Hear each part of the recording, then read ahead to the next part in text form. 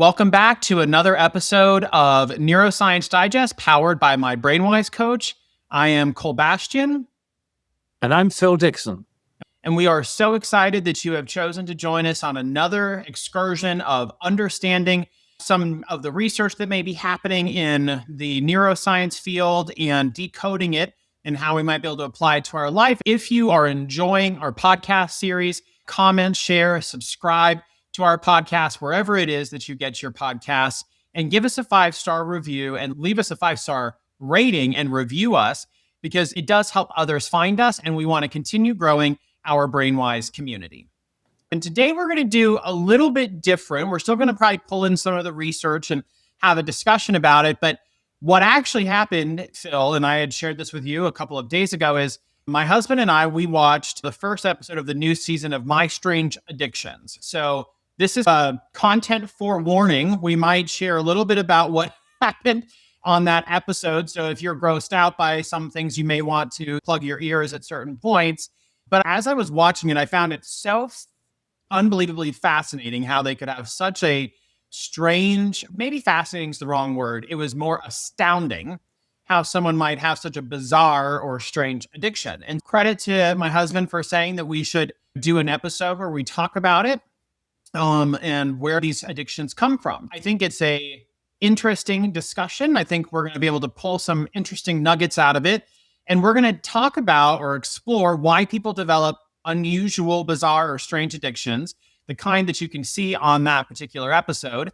And these behaviors look bizarre from the outside, but the neuroscience behind them is fairly universal from what we have found. And I know you're going to break it down, Phil, in what we call the 5P model, or from the personal threat profile. So let's dive in.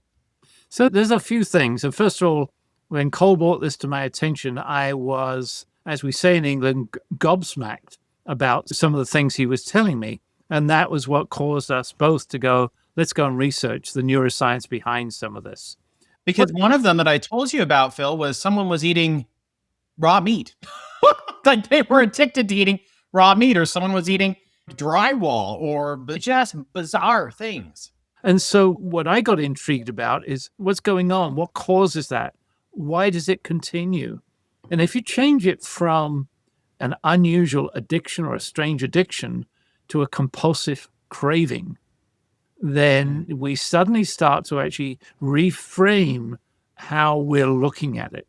And although to many people, the behavior is unusual, if you dig into the brain, the mechanisms, the circuitry used are actually the same circuitry as we're experiencing many times. It may be to an extreme, and it may be that it comes out as something different to the majority of the people, but we can explain it by probably a number of things. We'll take through the 5P model. One of the things is the initial trigger of these behaviors actually starts relatively innocently. The research we did basically says it tends to be either as a coping mechanism or out of curiosity or satisfying some sensory need. And so that's where we are. We're going to dig into that. Yeah. And it's just, they are bizarre things. And we're not coming at this from a perspective of a diagnosis as a therapist or a psychologist, but more from a perspective of curiosity and understanding what is happening in the neuroscience behind it, because it is rather strange to watch this unfold, but I think it's very interesting to see how it begins. Yeah. And these people who exhibit these strange addictions, they're not disappointed. They're not under stress. They're not under threat of any sort, ostensibly. So let's look at what's actually going on. We've talked about our wonderful friend dopamine. Basically, anything that happens where we get a reward from it, i.e., and dopamine is the chemical associated with that reward, that brings us some joy, some novelty, some pleasure, etc. So happiness, relief, whatever it might be, positive. The brain says, oh, that's good. Let's do some more. Once that reinforcement loop starts, That's the addictive cycle. Second time round, in order to get that same level of relief or joy or hit, requires a little bit more of what it was first time round because the brain is becoming normalized. Right. So we need to And live. that's really where all addictions start, right, Absolutely. Phil? Whether it's cigarettes or it's a porn addiction or it's alcoholism or drugs or a very unusual addiction that is on my strange addictions, it all starts with the dopamine. That's certainly one of the places it starts. And even some of those things that cause that addictive process, the things you just mentioned, but even the more unusual odd behavior still can trigger those dopamine pathways. If I want to stick policy in my head as an addiction, if I get pleasure out of it, that can start the process off. By the way, I don't have that as an addictive behavior, but I was trying to find something which was completely unlikely. I'm probably going to find that's probably affected many people now, but who knows? But many of these things, if you do the research, people are doing them to satisfy something else. Either they're anxious about something, they're lonely. I know this is a politically incorrect term to say at the moment, but a tribe to belong to, they might be under some level of stress. And they've found that whatever happens seems to relieve those things. It seems to either soothe the anxiety or they've got an association now with their car rather than anything else. And in fact, if you step back a moment and basically say there's people many in the world at the moment establishing a relationship with their AI agent, that could be considered as a strange addiction.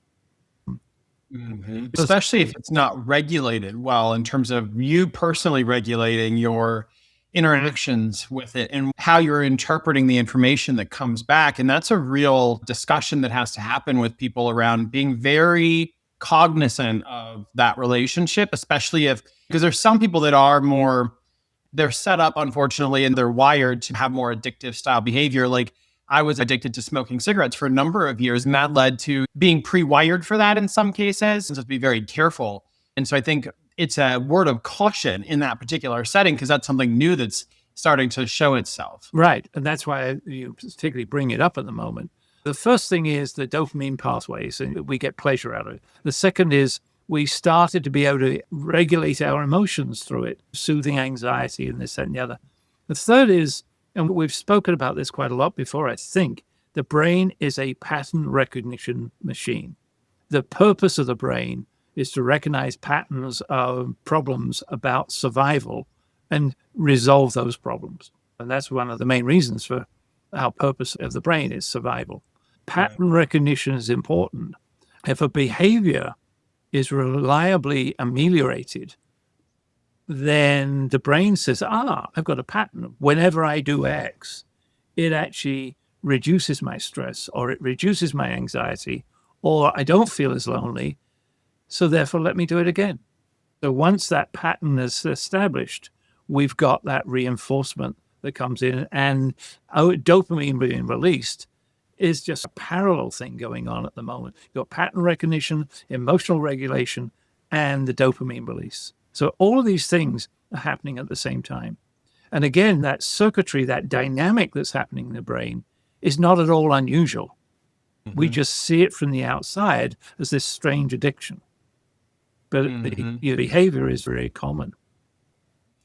And one of the things that I know we're probably going to talk about a little bit, Phil, as we go along in the remaining of our discussion, but I think especially when it comes to these, and this is by no means that I've done a tremendous amount of research, but just based off my own hypothesis and understanding of behavior, my belief or my opinion is there's probably some sort of maybe some depression or mental illness or something that is more prevalent in people who have a more unusual addiction because it's different. While the circuitry remains the same in how it's occurring in the brain, there is a difference between being addicted to alcohol in terms of why you may begin it or the choice of that particular addiction of alcohol versus eating drywall or eating raw meat or snorting one's food versus eating it and chewing it like we're supposed to.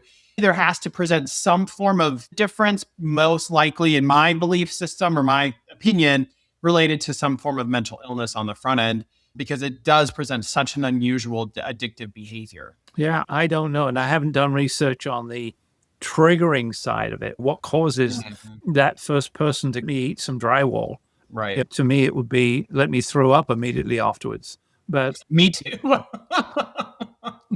so yes, there is that. But now again, if you now look at the addictive processes in place, and now, like most addictions, if you try and stop or if you attempt to stop, it creates discomfort. And our brains will go towards reward and avoid discomfort. And so therefore, we not only are we in that reinforcing loop, but trying to get out of that loop feels painful to the brain. And therefore, not only are we in that loop, but we're stuck in that loop. I haven't done enough research yet into how people actually get out of that loop. Yeah. It's probably as difficult to get out as it is any other addiction.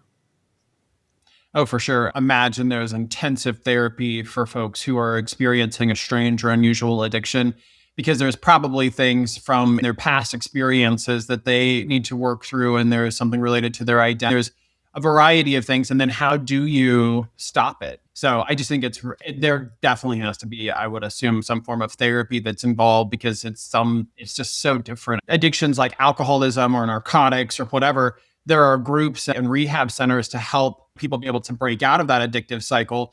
And then they continue to go to those types of therapeutic exercises, essentially. And I think for these unusual addictions, it probably requires similar, if not more intensive intervention. Yeah, I don't know. But anyway, so let's move on because, all right, we're there. We've explained what might be going on in neurocircuitry. Let's take a look at our 5P model. And just to remind our listeners, the 5Ps are protection, i.e., I want to feel safe. Participation, I want to be associated with a tribe that accepts me and that I enjoy and I like them and they're like me. And then there's prediction. Can I foresee what's going to happen? So therefore, I can adapt my behavior in order to feel safe. Then there's pleasure. How do I get basically fundamental pleasure, get dopamine released in my brain, and purpose? What's my reason, as they say in French, raison d'etre? What's my reason for being here? And so those are the 5 things. Let's take a look at them one by one. We'll do it fairly quickly. And the first thing is, in terms of protection, do I have a behavior that keeps me safe, sound, and soothed? I've never come up with that, but the 3 S's, safe, sound, and soothed. It's a driver for us. If I feel safe, it can reduce my emotional overwhelm. It can reduce my anxiety level. It can reduce my stress level. So it's actually giving me all those things that need to feel protected. It's not the same as, do I have a house? Do I have enough money? Do I have enough food? And things like that. Again, those things trigger off the brain to feel rewarded. But this behavior is we're basically reducing the amount of threat. The amygdala doesn't respond, and we have a sense of relief. That's under the protection side of it. So doing the behavior makes me feel safe. And that's what it is. The next thing is it doesn't matter what it is. Participation, we've always created the idea that it is with a group of other people. But to the brain, provided it connects me to something, then the brain responds the same way. So if the love I have of the windscreen of my car or whatever it is, that's the strange addictive behavior that makes me feel connected. Then once I'm there, then that becomes my tribe, my safe group. There was one of the characters or the people on this most recent episode who ate raw meat.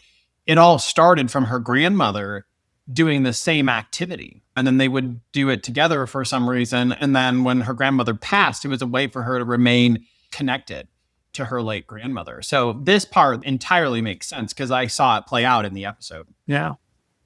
So the next one is prediction. And again, the brain wants to feel if I do X, it's going to have a consistent result.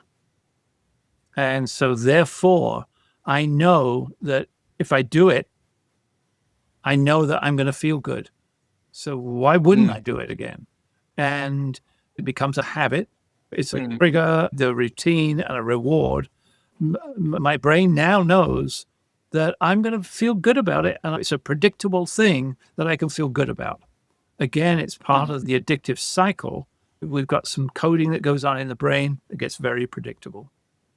So we've managed to now cover protection, participation, and prediction. They all are aligned around this strange addiction, pleasure. For some people, the simple novelty of doing something is pleasurable. Or in fact, even the anticipation of doing something new and different is pleasurable. So that might be one of the ways it gets started. Hey, I think I'm going to get some joy out of this. It's something new. Second thing is, once I know that it feels good, then I'm going to stimulate that again and again. And it actually turns out better. It feels better than not doing it. So therefore, guess what the brain is going to do? And the last one is purpose. In some cases, it's a symbolic meaning. It calms me down, and therefore, that's who I am. And that's my purpose. And for some of us, and let's face it, for most of us at the moment, life is feeling relatively chaotic. It doesn't matter where you are in terms of career, in terms of what's going on with AI, what's going on with geopolitics, etc. It feels relatively chaotic for most of us.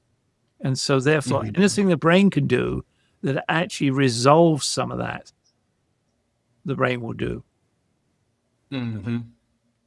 It's really interesting. Obviously, we want to encourage our BrainWise friends to approach these strange addictions from a perspective of curiosity. We certainly are not laying judgment or encouraging that. It does go against all kind of normal experiences. And quite honestly, it's very harmful in some ways to these people and their health.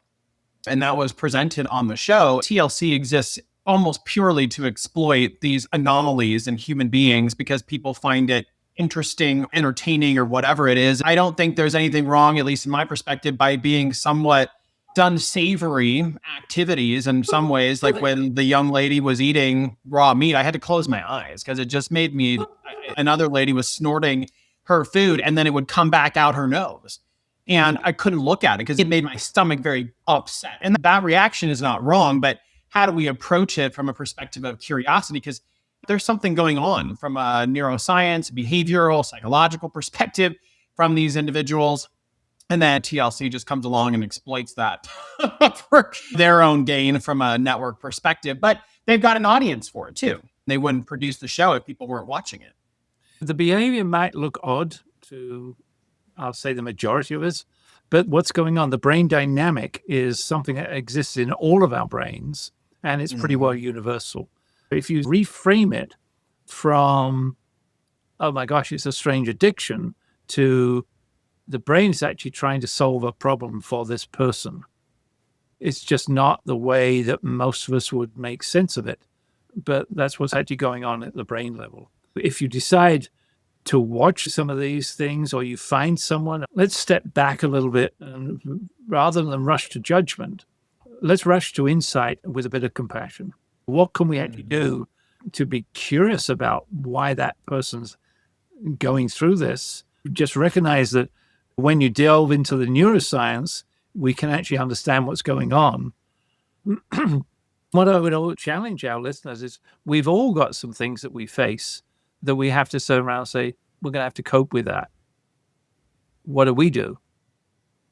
I think one of the things, the only difference is, Phil, that from my perspective is if you know someone in particular that has an addiction, that is any addiction, quite honestly, but and we're talking specifically right now about strange addictions, is encourage them to seek help because most of them are not good for their health. That's just period, the reality. And there's something that is wiring and firing differently, the same, but in for their experience differently than the rest of us, which is causing them to, in their way, harm themselves in a lot of ways, physically or mentally. And so, how can you encourage them to seek assistance? And by no means are we saying don't watch My Strange Addiction if it provides you with some sort of insight or entertainment that exists for that purpose. It's just, I think, from our perspective, we are approaching it from more of a curious nature. And then also, how might we, if we encounter that, how might we help them? Which, quite honestly, all we can do is encourage them to seek professional help in most cases. So that's it. It's Neuroscience of Strange Addictions.